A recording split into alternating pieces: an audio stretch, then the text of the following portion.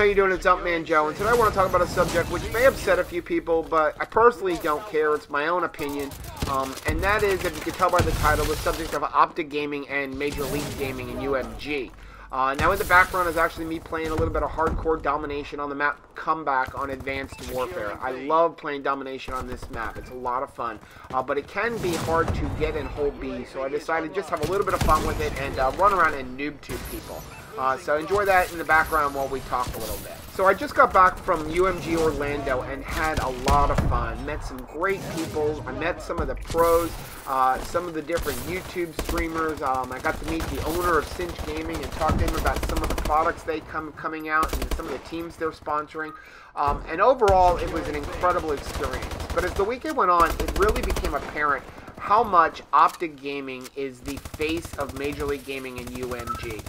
And it kind of reminds me of the Dallas Cowboys and how they became the face or America's team for the NFL. You know, it wasn't so much, you know, that they were a great team, is that all of a sudden, you know, a sports announcer gave them this title because they were always on television, and then everybody became a Dallas Cowboys fan. Well, it seems like it's become the same thing with Optic Gaming. Optic Gaming is definitely the face of Major League Gaming.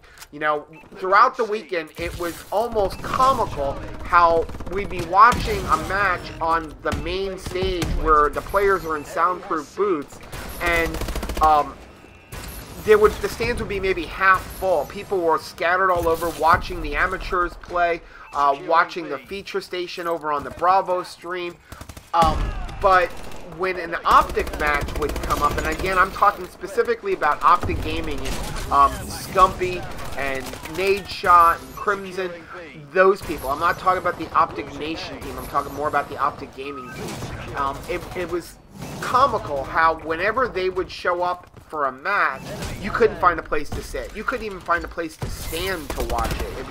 The fanboys were incredible. How everybody, no matter what happened, I mean, they could do anything. They could die 50 times and people would cheer if they got a kill. And it almost became annoying. But what was really annoying was watching how they are given preferential treatment by Major League Gaming and UMG. And what I'm talking about is the situations that they're put in. I'm not saying that UMG and MLG are cheating for them, but they're definitely giving them opportunities that maybe the other teams are not afforded. So you could say that's cheating, but they're not breaking a rule. Now, I kind of compare this to, if you're a fan of reality TV shows like Survivor or Big Brother or Amazing Race or those different types of shows, you may watch them sometimes and be like, boy, that contestant's done. They're about to go home. Everything is against them right now. And all of a sudden, they're given a challenge or a competition or something that is just perfect for them. And you kind of watch them and be like, oh, if they can win this, they're going to stay in the game. And it happens over and over. You know, and that's because the producers may really want that one particular person to stay on the show a little bit longer.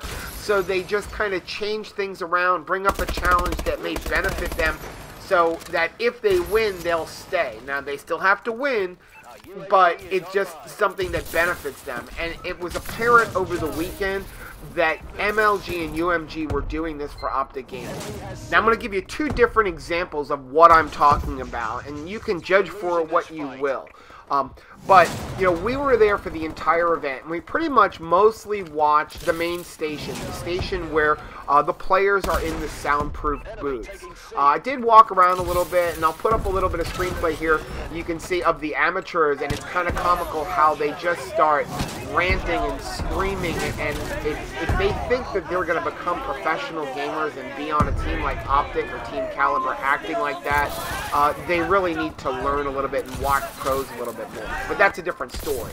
Okay, so on Friday night, during the pool play event, Optic Gaming went 0-2. They lost 6 straight matches. Okay, other teams like Team Prophecy and Denial and Caliber and Synergy and Stunner, they all went 2-0. They won every match. They won 2-0. They went into pool play on Saturday with 2-0. Meanwhile, a lot of these teams had to play on both the feature station and on the main stage. Now, if you don't know what those are, the main stage is the stage you see on the alpha stream on UMG and MLG. It's the station where the players are in a soundproof booth. The feature station is off to the side, and it's surrounded by fans. I mean, fans could literally stick their hand out and pat the players on their back. They have to deal with the noise that's around them. They have to deal with looking directly across at their opponents. They have to deal with fans, you know, near them. That is definitely not beneficial to Optic, because if you ever go to one of these events, you quickly will learn Optic doesn't want to be bothered with their fans. After every match, they run off, they go behind stage, they don't really want to sign autographs, which is very annoying in itself. But the other teams had to deal with being on the feature station for some of their matches, and Optic Gaming never did. Now, there's nothing in the rules, if you read through the rules, it says who gets to play on the feature station and who doesn't. Now, some people may say, well, Optic Gaming is the face of Major League Gaming, so, you know, Major League Gaming wants them on their, you know, feature channel, on the channel where they get to play in the soundproof booth. But to me, it's not fair that you can have a team like Team Caliber or Prophecy or Denial or Synergy go 2-0 on Friday night, yet on Saturday they have to go play on the feature station. They have to play where the fans are surrounding them.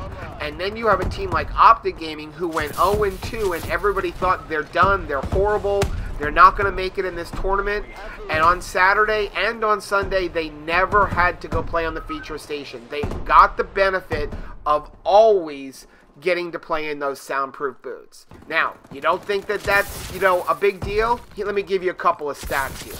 Okay, so Neslo from Strictly Business, when he played on the feature station, which is the side station where you have to deal with fans, he had a KD of .818. When he was on the main stage, his KD was a 1.165. Karma from Optic Nation had on the feature station a 1.124 KD.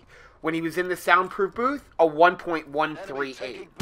Clayster from Team Envy on the feature station had a .977 KD, but when he was in a soundproof booth, had a 1.055. And Theory from Team Caliber on a feature station had a .86 KD, but when he was in a soundproof booth, he had a 1.021. Now, I don't know what that says to you, but what it says to me is there is a clear benefit to playing in a soundproof booth. Teams that play on this feature station over on the side around the fans have more distractions to deal with. They have to deal with fans, they have to deal with yelling.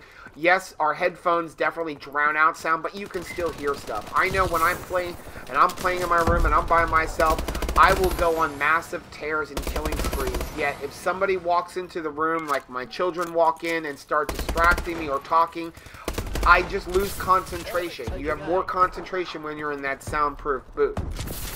Now, I'm not, again, saying that UMG is cheating, but can you tell me how a team can go 0-2 on Friday night, get completely dominated, yet they still never had to appear on the side station, and meanwhile you have a team like Team Caliber that went 2-0, or Stunner, or Prophecy, or Denial, they all went 2-0, yet on Saturday and Sunday they had to play on the feature station on the side with fans surrounding them. I mean, Team Caliber, Prophecy, and Synergy were all 4-0 coming out of pool play onto Championship Sunday, yet all of those teams had to go and play matches on the feature station without soundproof booths. You know, it just doesn't make any sense. Why? Because Major League Gaming wants Optic at the top, so they're going to place them in situations that will help get them there. Then you also look at how was it that Optic Gaming was 0-2 on Friday, yet somehow miraculously made it into the winner's bracket on Sunday. I don't understand how they can leave pool play 2-2 and still end up in the winner's bracket. And I know there's all kinds of different scenarios and workout and things like that, but they were definitely given special consideration. So that's my video for today, guys, and I know it's going to upset some of you. I know for some of you, you can't do anything wrong by Optic, but it's just annoying as a fan of competitive gaming to watch teams be pushed in our face and being told you have to like this team. There are a lot of good other teams out there, teams like Prophecy and Team Caliber. And if you are a fan of professional gaming, keep your eye on Stunner. That team is phenomenal. So much so that on a recent video blog, Crim6 actually said that he is glad that they are only 15 and they can't compete in COD Champs because they are damn good and give them a run for their money. So keep your eye out for them. If you like my video, guys, go ahead and hit the like button. Feel free to leave a comment if you disagree with me down on the bottom. Don't forget to subscribe to my channel, and until next time, happy gaming.